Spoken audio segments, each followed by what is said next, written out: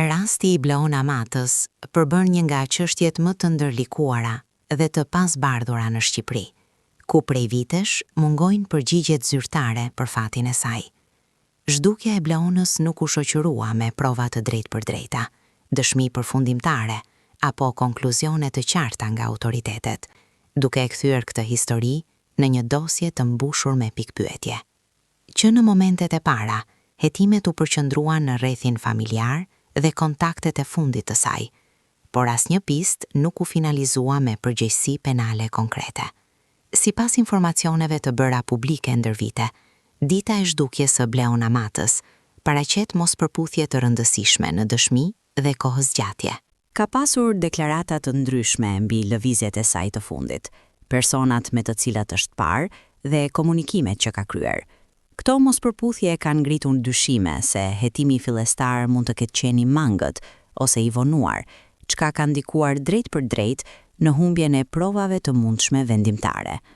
Në qendër të vëmendjes publike ka qenë vazhdimisht nëna e Bleonës, Bukuria Mata, e cila ka kërkuar me ngulm rihapjen e hetimeve dhe verifikimin e çdo piste të lënë pezull.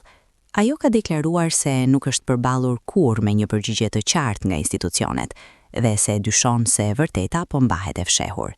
Për këtë arsye, dosja e çështjes është dorëzuar edhe në SPAK, me shpresën se hetimi në një nivel më të lartë do të zbardhë përgjegjësi të mundshme.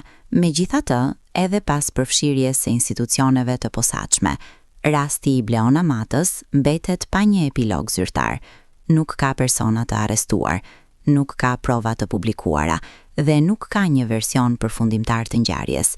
Kjo situatë ka ushqyer teori të ndryshme në opinionin publik, nga dyshime për një krim të fshehur deri te mundësia e një mbulimi institucional për shkak të neglizhencës apo gabimeve në fazat e para të hetimit. Sot, çështja e Bleon Amatës shihet si një test për funksionimin e drejtësisë dhe transparencën e institucioneve hetimore. Mungesa e përgjigjeve nuk ka sjell vetëm dhimbje familjare, por edhe mosbesim publik. Derisa faktet të bëhen publike dhe përgjegjësitë të identifikohen, rasti i Bleon Amatës do të vazhdojë të konsiderohet një dosje e hapur që kërkon hetim real, profesional dhe pa kompromis.